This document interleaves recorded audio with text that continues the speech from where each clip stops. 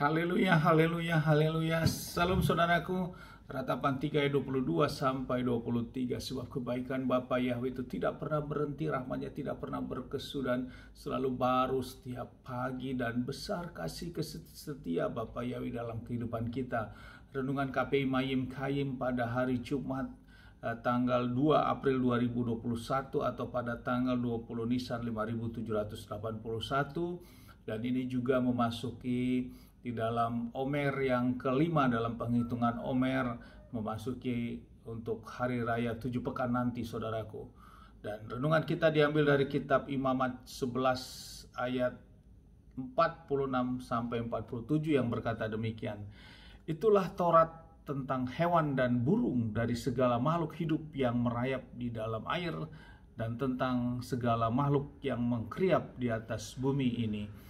Ayat 47, untuk membedakan antara yang najis dan yang tahir, dan antara yang hidup yang boleh dimakan dengan yang hidup yang tidak boleh dimakan. Saudaraku, ini adalah perikopnya di dalam Imamat 11 ini tentang mengenai binatang yang najis, saudaraku. Bapa Yahweh memerintahkan saudaraku kepada Mose dan berfirman kepada Mose dan Harun tentang makanan-makanan yang boleh dimakan, saudaraku, dan yang tidak boleh dimakan, makanan-makanan yang menajiskan. Dan di sini ada beberapa jenis makanan tersebut, saudaraku, yang saya akan sampaikan.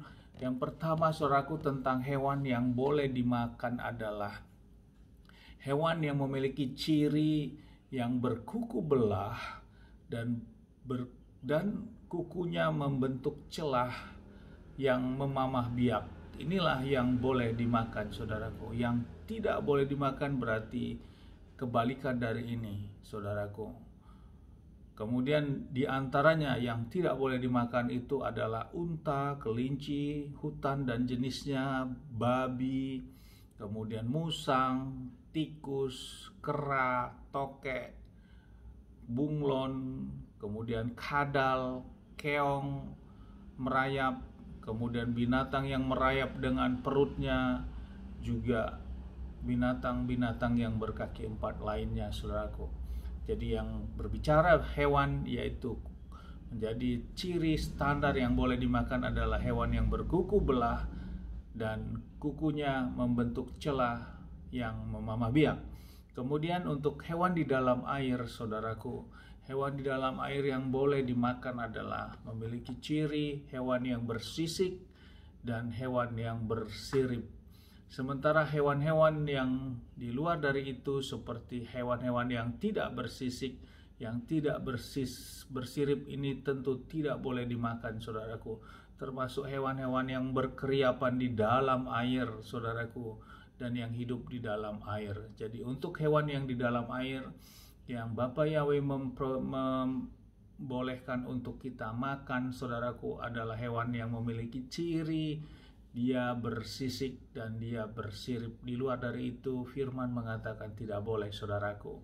Kemudian untuk burung, saudaraku, jenis-jenis burung yang boleh dimakan adalah bisa burung seperti belalang, kemudian burung puyuh.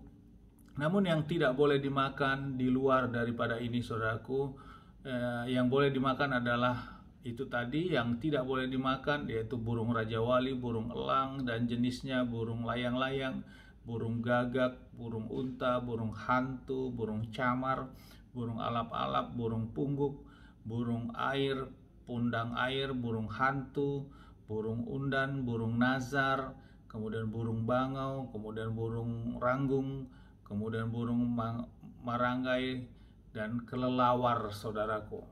Inilah yang dilarang untuk dimakan. Tentu di luar dari ini jenis-jenis burungnya masih boleh dimakan, saudaraku. Seperti tadi, seperti belalang, demikian juga burung puyuh, saudaraku. Ini adalah jenis-jenis yang dilarang untuk dimakan, saudaraku. Ini adalah wujud dari ketaatan kita, saudaraku, untuk melakukan tentang firman Bapa Yahweh. Saudaraku, di dalam kekristenan sekarang ini, hal ini tentu ada kontradiktif tentang hal makanan ini, saudaraku. Dan umumnya merujuk kepada di dalam kitab Matius 15 ayat 11 yang berkata demikian. Bukan apa yang masuk ke dalam mulut yang menajiskan orang, melainkan apa yang keluar dari mulut itulah yang menajiskan orang. Ini adalah sebagai dasar firman yang dipakai sehingga pada umumnya kekristenan mengatakan semua boleh kok dimakan, karena Adonai Yesua mengatakan bukan apa yang masuk yang menajiskan tetapi apa yang keluar. Saudaraku, bila kita memahami tentang kitab yang tertulis di Matai atau Matius 15 ayat 11 ini, saudaraku, kita lihat, saudaraku, perikop ini tentang apa dan Adonai Yesua masih berbicara kepada siapa. Dan kalau kita lihat di dalam Matius 15 ayat 1, Yesus berkata kepada siapa? Di sini dikatakan kemudian para ahli kitab dan orang Farisi dari Yerusalem datang kepada Adonai Yesua HaMasiah. Jadi dia berbicara kepada ahli kitab dan orang Farisi, saudaraku. Dan kita tahu bahwa ahli kitab dan orang Farisi ini sangat taat dengan hukum Musa, saudaraku. Sangat taat dengan Taurat. Mereka juga taat untuk tidak makanan-makanan yang memang itu yang menajiskan dan yang tidak menajiskan. So, dia akan makan pada makanan yang tentunya yang tidak menajiskan. Karena mereka sangat taat dengan hukum Musa, saudaraku. Mereka meninggikan sekali hukum Musa. Standar mereka tentang hukum Musa ini sangat ketat, saudaraku.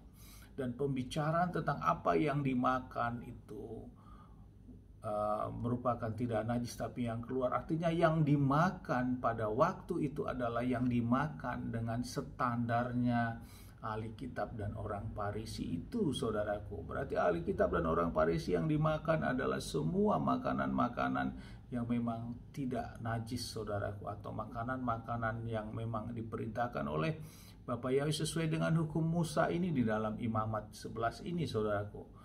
Jadi bukan maknanya kepada apa yang masuk dimakan ini kepada yang dimakan apa saja, tapi yang dimakan sesuai standar ahli kitab dan orang Farisi.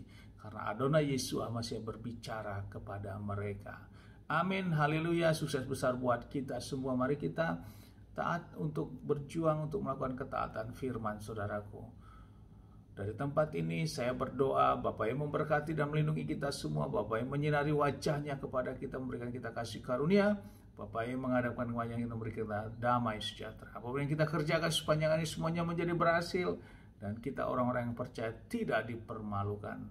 Shalom, sukses buat kita semua. Haleluya.